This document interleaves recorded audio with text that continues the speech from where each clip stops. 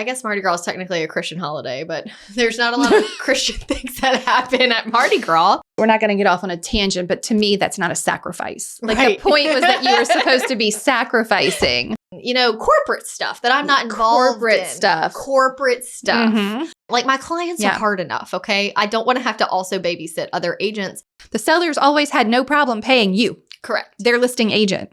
Hi, Alissa. Hey, Katy. It's episode 236. Okay. And I want to say to you, happy Mardi Gras. Happy Mardi Gras. In fact, it's Lundy Gras today. Oh, yes. You know, Fat Monday. No. Yeah, girl. What is the Monday? Oh, I'm thinking of Monday, Thursday. I don't know what you're saying. Let's talk about that. What is Mardi Gras? It's Fat Tuesday. Yes. Because it happens before Ash Wednesday. Yes. And so after Christmas is over, Correct? I guess Mardi Gras is technically a Christian holiday, but there's not a lot of Christian things that happen at Mardi Gras. Yeah. But after Christmas is over, carnival season begins. Specifically, the 12 days of Christmas actually count starting Christmas Day, Yes. right? And then on January 6th, you reach the 12th day of Christmas, and that is when carnival season begins. It is also the Epiphany, right? So Yes. the Epiphany, the Holy Spirit comes down.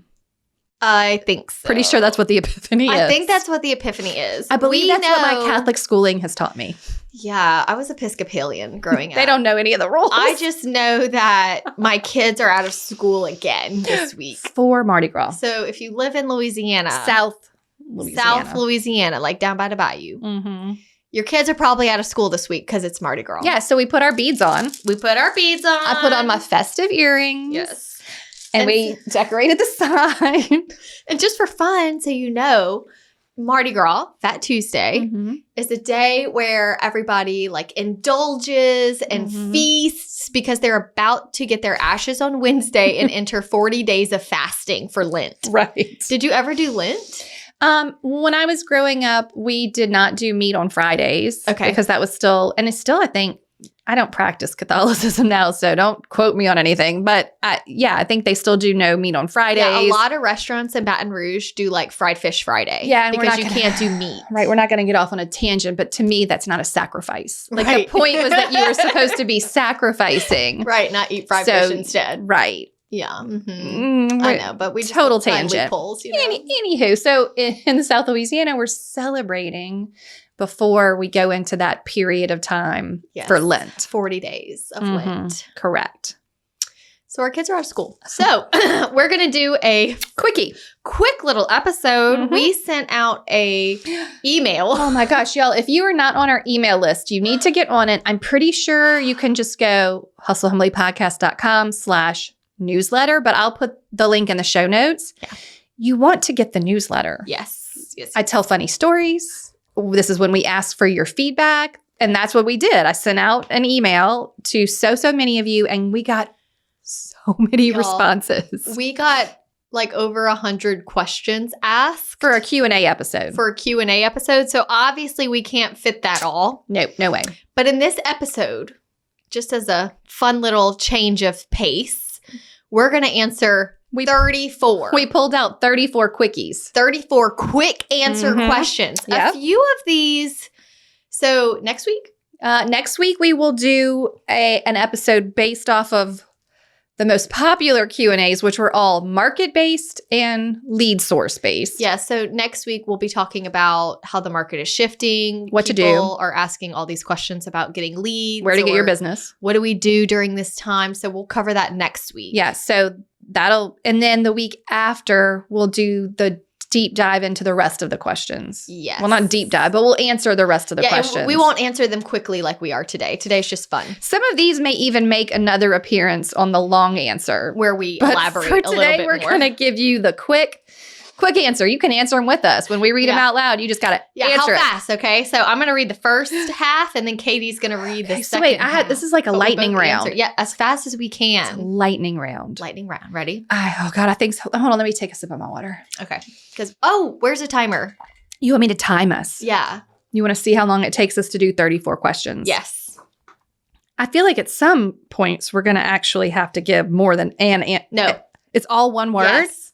phrase? Yes. Can I give? No. That's it? Yes.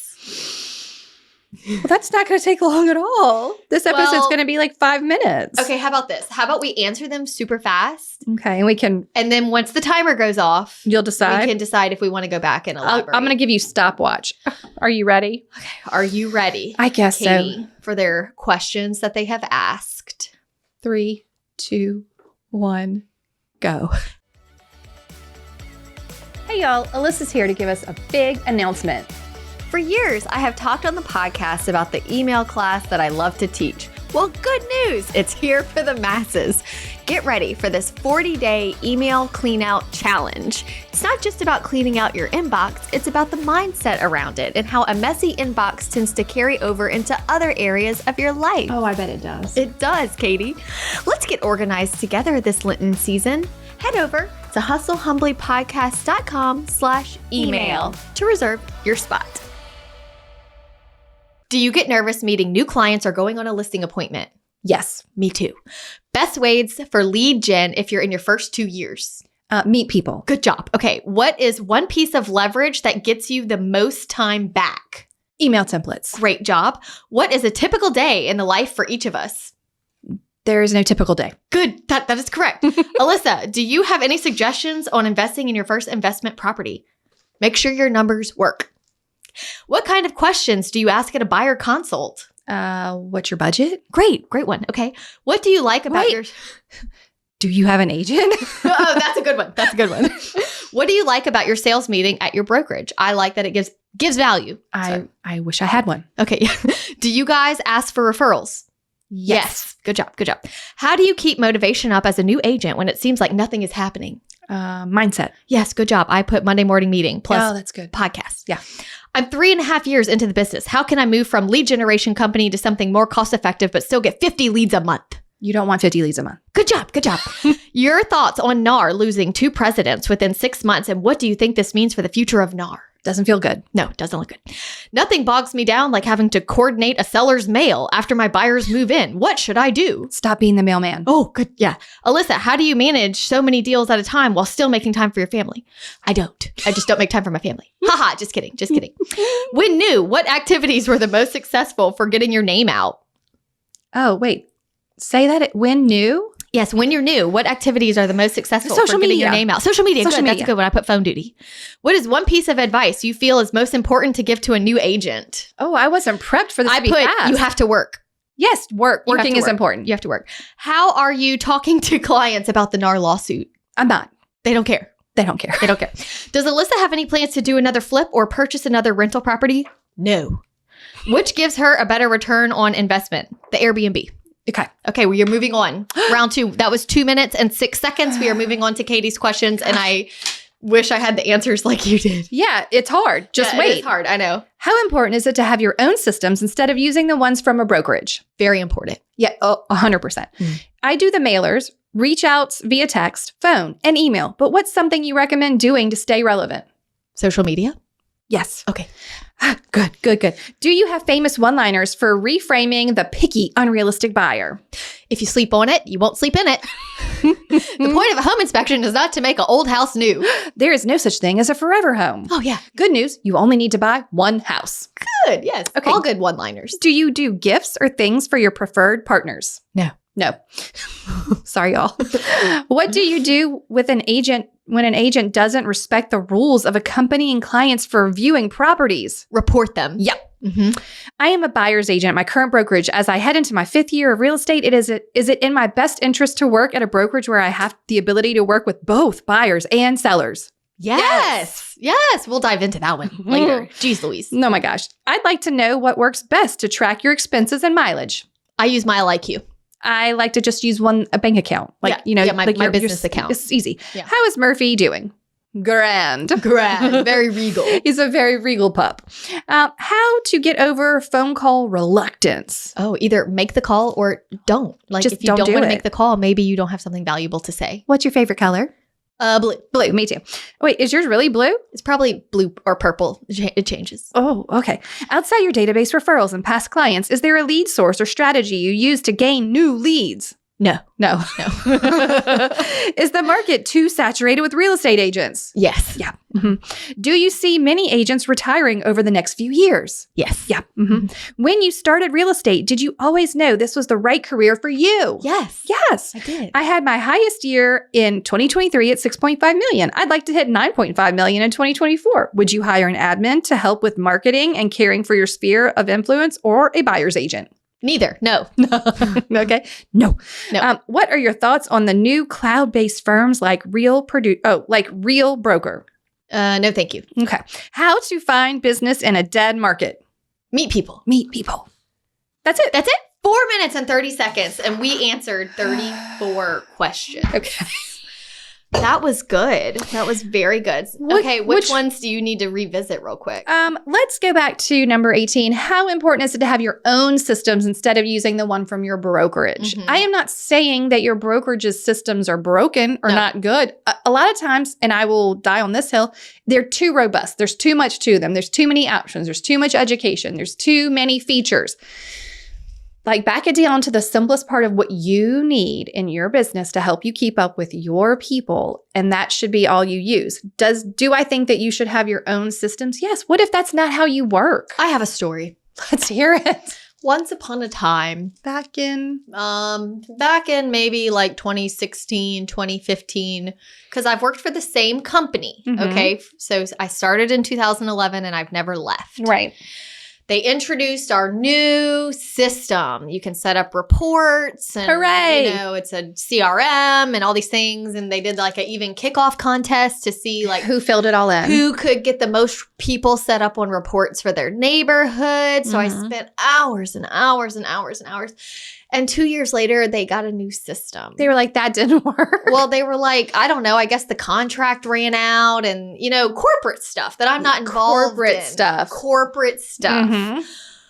So then we got a new one and I just never fully embraced it like I did the first time because I knew how much work it was. Yeah. And what if it changed again? Yeah, that would be my same. That's the same problem when you switch from one CRM to another. Yeah, It's all of the filling it in, getting it set up, making it work for you. I definitely think your database needs to be stored somewhere that is completely separate from your brokerage. 100%. You need to have that ready to go, that information backed up somewhere to an Excel sheet. And a reminder that if you have all your things in an Excel sheet, anytime there's a new free trial on a new CRM out there, all you have to do is upload your Excel sheet. You're ready to go. Try. You don't have to input every single time. Yeah, I agree with all of that. Okay, let's talk about the mail lady.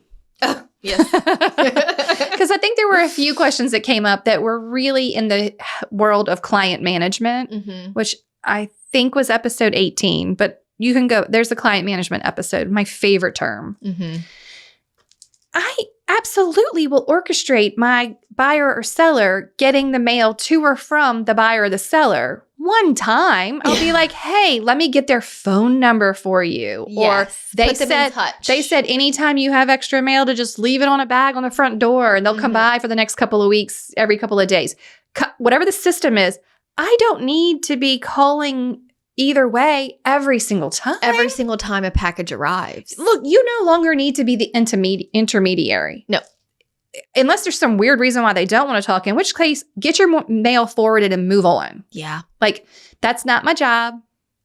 I think I had a client do it to me this week who moved 2 years ago. They were like, ooh, I accidentally ordered a package from somewhere and it's going to the old house. So I had to go find the old agent. No problem. Hey, can you just let the seller know it came? She's going to come by and pick it out tomorrow. Can they stick it out front? He says, okay, yeah, no problem. Oh, that wasn't too hard. But don't make it be a big back and forth where you have to be in the middle. Right. Okay. Anything else on being the mail lady? No, I think it just, we like to do all the things and be involved. Be helpful. Everything. I think we're just so worried about being helpful and valuable that we're just over the top. Yeah, we must do everything. Got to do it all. I must be the mailman. It's a mom mindset, though. I'll do it. Don't worry. I'll get it handled for you. Yeah. Okay. What about you? Any others you really wanted to? On the flip house stuff, I feel like I did 2 in 1 year that was a year, lot. and I just didn't enjoy it the first one I enjoyed. The second one, it was just, I don't know. I feel like it just sort of, I like the demoing and I love removing old things. And I like seeing it come together, but when it gets to the very end of like the tiny little things and you're having to get your contractors over, like, it just gets annoying for me. And I was just kind of getting over it. So I did well on both of them, but this was also my first year to try to be like a real grown up. And I finally sort of found where's this going? I sort of found a financial person that spoke in a way that I could understand. Mm-hmm. I've interviewed many and don't usually understand what they're saying. I know. So I found someone. I think it's going okay. Okay. It's kind of interesting because like I invested money there and like money that I had set aside to purchase a home, I put there. Okay. But it's weird because it's kind of growing a little and I don't have to like replace a roof or anything. Yeah. This is one way to invest your money. Yeah. I'm new to this side of it. You're it's going okay. I feel a little lost right now in what direction I want to go in. Okay. With your investment. With my investments, the cabin is doing very well. Okay. But I've had some really big expenses. Like I just did all the new siding. Oh, I haven't even seen a photo. Oh, you haven't? Okay, I'll show you. And then a new deck. All the decking is new. Okay. Just things that like the cabin makes more, but it also takes more because guests are constantly checking in and out. Yeah. So it's like I haven't heard from my long-term tenants in months. They're just fine. Yeah, they just auto pay. They're a set it and forget it. Yeah, I don't talk to. They don't call me. Right. The cabin I hear about, a couple times a week. Okay, we just had a freeze. How do you handle that with your rentals where it's a tenant in there? Do you tell them what to do? Do you go over there? They're built to handle it a little better than we are. Well, one's new and one's old, right? Well, I only have one cabin. Oh, I mean your local ones. Oh, yes. I just texted them all and was like, hey, don't forget to like do these things. Yeah. And they were like, no problem. So okay. I didn't get any calls that anything busted. Okay. So far. I guess it's fine at the moment. It's not a problem until it's a problem. Right. I mean, in a perfect world, I would love a place at the beach. I just don't see it being financially feasible at the moment, like numbers wise. Yeah. How things work. Okay. I don't know. I don't know what to do next, but no flips for me right now. Got it. What else do you want to go back to? All right, let's do, is the market too saturated with real estate agents? I mean, there just was an influx, right? Yeah, we had a huge influx. This market shift, which is we're going to talk about next week, which is causing there to be less transactions. So now you've got more agents, less transactions. I mean, you do the math. Mm-hmm. It's kind of hard to sustain yourself right now. I think that over the next few years, agents will start to retire. Yes. Because they're going to be like, well, nothing, this is too hard. Yeah, it's so interesting because serving on the board, I've shared this story before. When we have a new licensee, we have to approve them all at the monthly meeting. And so it used to be this really long list of the ins. And there would be like 2 or 3 on the outs that were like giving notice that they weren't renewing or no longer being in real estate. Now it's the opposite. All the outs. There's a lot of outs and not as many ins. Yeah. So I'm seeing some people. The door's swinging the other way. It is. And some of it was a lot of people lost their job during COVID. And now that job is hiring again. Yeah. Like, well, I tried my hand at real estate. Yeah, I tried. Well, a lot of people get into real estate and only want to do it if it's easy. Right. And to be fair, regardless of the speed of the market, it's never easy. No. It's a job. It's work. Yeah. It requires work. Mm-hmm. Yeah. So I think that there are too many. But I also, on the flip of that coin, it doesn't mean that you can't be successful. Someone is going to be successful at this job. Right. Just because the market is saturated with agents and maybe you think there's 10 in your neighborhood and there's no way you could get business there. That is absolutely false. For sure. And it's like, yes, it's saturated, but so many are leaving. Yeah. But don't be one. Yeah. Also, unless get out there and, right. Well, I don't know. Sorry.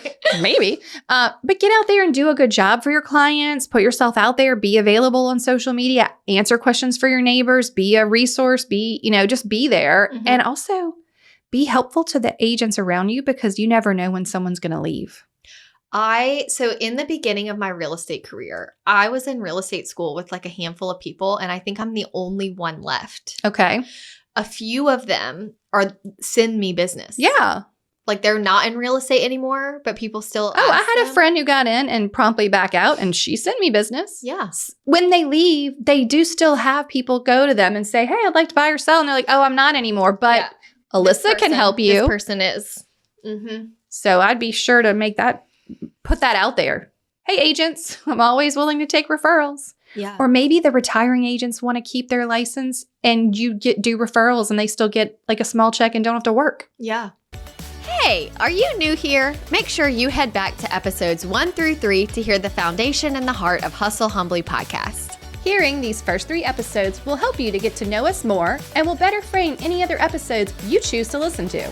Looking for a specific topic? Head over to hustlehumblypodcast.com/categories to find exactly what you need. Enjoy.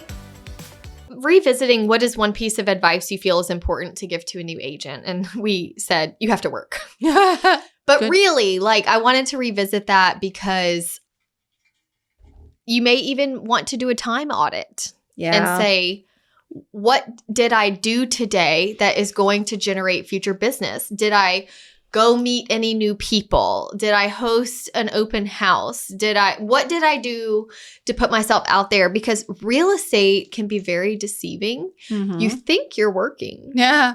But when you actually look at what you did, it's great that you went to the meeting at your office. Right. It's great that you had lunch with your friend after that, your realtor friend after that. Mm-hmm. But what did you do today that will actually make your real estate business grow? Did you send any messages to people in your database? What did you actually do? Right. Because you can mix it in. You feel like you're working. A lot. But if you actually looked at what you were doing, Yeah. you may not be. And we always say it takes 3 years of working before it starts really paying off. Right. But the clock doesn't start until you're doing what you're supposed to be doing. Creating a logo, picking colors, spending all day on a flyer. None of these things Are income producing. Right. Right. They seem like work. They seem like they would be helpful. They're but fun. how is that going to put money in your pocket? No. So use your time appropriately and be mindful of that. I like that one. Any others you feel like you need to go back to? You're like, no. Alissa, how do you manage so many deals while making time for your family? Oh, yeah, please go back to that. And I said, I don't. Okay, I do. I mean, I don't know. If your systems are in place and you keep it very simple, it just works. Well, right. And some people are going to be at capacity at 20 transactions. Yeah. Some are going to be at capacity at 40. Some are going to be like, you know what? I don't mind doing 70 to 80. Go back to your question about the girl that wants to hire, because that ties in here. Oh, she had her highest year ever in 2023 at 6.5 million, but she'd like to hit 9.5 million in 2024. Would you hire an admin to help with marketing and caring for your sphere of influence, or a buyer's agent? I just feel like that may not be the time. Now, if you're putting a gun to my head and you're like, pick one, I'm going to go with the admin person. Yes. Right? Because unless the buyer's agent is coming to you with their own business they're bringing in, you're actually giving away some of your business to feed your buyer's agent. Right. And that's where I think, maybe I'm just thinking about this all wrong and don't know simple math. Okay. But let's say there's a team of 2 and they do 12 million. That's about 6 million a person. Yep. So if this sweet lady was doing 6 and hires somebody else, she would need to do, well, to get to 9, she'd have to do 18. She'd have to do 18 million to get to the level of a 9. If they're splitting evenly. Yeah, but it's just generally on average speaking, the numbers never fully made sense to me in that way. The only way it works is if you have a surplus of leads that you cannot handle, that you're not working, and that you believe the buyer's agent is going to come in and work and turn these leads into deals that otherwise would not have happened at all. And I'm just so simple. I don't want to train. I don't want to micromanage agent. My clients are hard enough, okay? I don't want to have to also babysit other agents.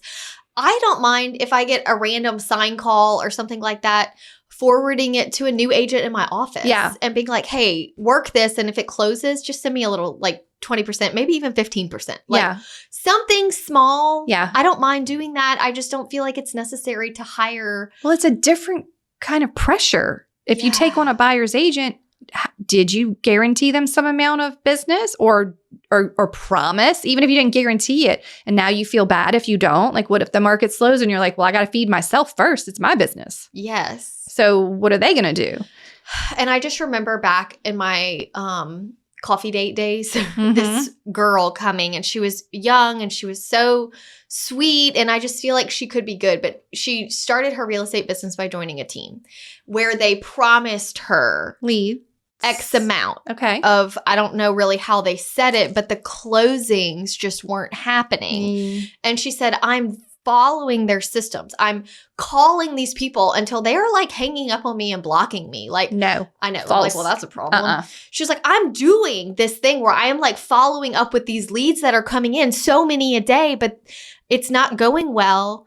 And when I approached them saying like, look, it's just not what you said it was going to be, they said it was my fault. Like, you're not doing it right. You're not doing enough. You're not doing it right. You can't convert the leads, so it's your fault, when maybe the leads they're paying for are garbage leads. No good. No good at all. So it's like, I just think you have to be so careful with what you're promising. Do you really need to hire? Like, one of my favorite hires was my friend.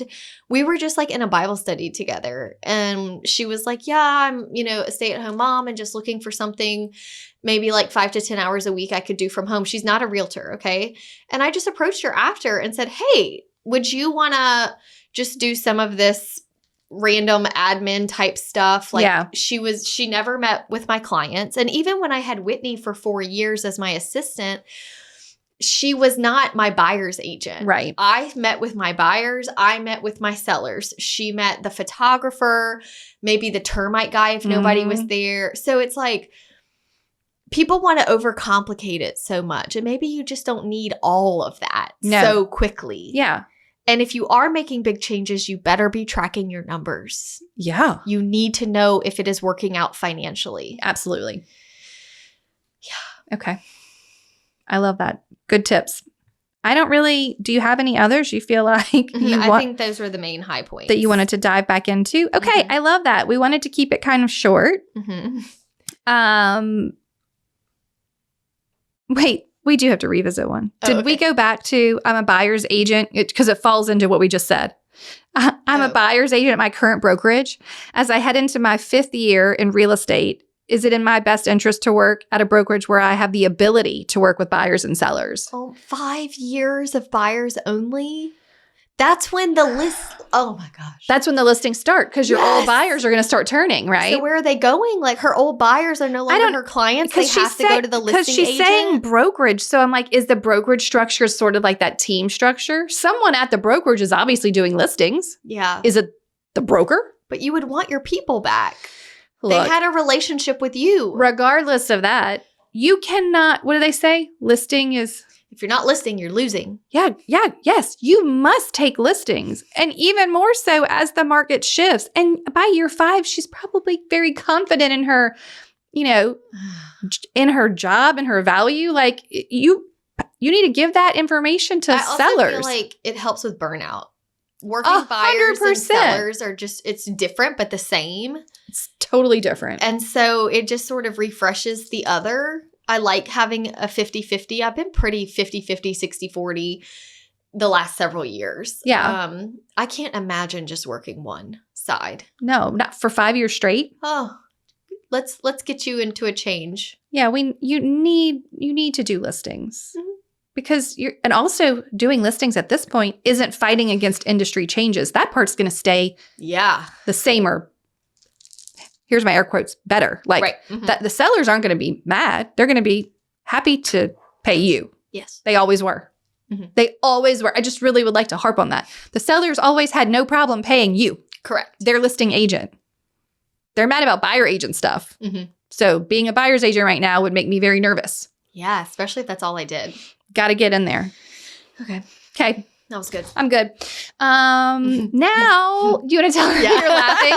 Alyssa's like, hee hee, I know what's next. Now we're going to do our toast from NAR next, our conference toast. So this is such a funny story to go with this toast. So we're at the NAR conference and, you think your podcast is well known until you're at a booth at the conference and there's so many people that never heard of Hustle Humbly podcast, right? Which is why we were there. I'm not surprised if they don't know. I'm more surprised if they know. And I'm like, oh, yay. Oh, really? But you kind of think maybe they know. I don't know. I know. I'm like, what do I expect? Is there going to be a line for our booth or is it going to be crickets and nobody knows who we are? I feel like it was a good mixture. Total mix. We had bursts of people coming by to visit and then we had a bunch of new people. So anyway, I'm standing there and all of a sudden this girl comes up and she's like, hey! And I'm like, oh my gosh, hey!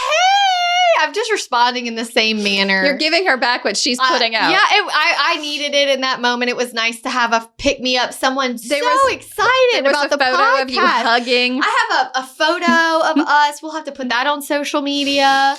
And we are just hugging it out. And she's just, this is awesome. And da-da-da. And I'm like, wow, thank you, Leslie. I'm looking at her name tag. I'm like, this is so nice. She's like, can we take a picture?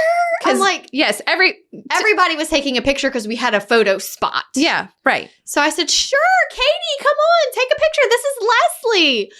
We take a picture. She's like, oh, thank you so much. And then she's like, so, who are you guys? I'm like, what? She's like, yeah, what do y'all do? I'm like, you're like, oh, Leslie. Don't know us? And she's like, no. Mm-mm. She said, you just look like fun. No. Yeah. She's like, no, I just walked up and I said hi. I'm like, that's how you say hi? It was so friendly. Imagine if she had known us. Oh, anyway, we loved Leslie. She's great. So she's going to do your toast for today. She even went and recorded a toast to be on the podcast. She was fully submersed. She was. In the podcast. Before she even knew who we were. So who are you? Yeah. I was like, oh, well, I'm Alissa and this is Katy and we have a podcast. Oh, cool. It's like, yeah. Welcome. All right, well, and I'm thinking all the booths must be so glad to have someone that is this so excited. Enthusiastic. She was so enthusiastic. So it was hilarious. So cheers to Leslie. Cheers to you, Leslie. She's in North Carolina and she's going to give you a toast. Yes, you can hear from Leslie now. Bye. Bye, guys. My name is Leslie Williams, and I am from Raleigh, North Carolina. And today I am toasting my clients, all of the clients who have allowed me to service them since 2008. I am a better realtor because of you. I am more compassionate, and I continue to be excited about the real estate industry. Yes! Thank you so much for tuning in to the Hustle Humbly podcast. If you enjoyed this episode, please go to ratethispodcast.com/hustlehumbly and leave us a review or drop a comment if you're listening on Spotify. If you have an episode topic or someone you'd like to toast on the show, please email us at team@hustlehumblypodcast.com. Find us on social media at Hustle Humbly Podcast. Don't forget to find all of the free resources at hustlehumblypodcast.com/resources. See you next week.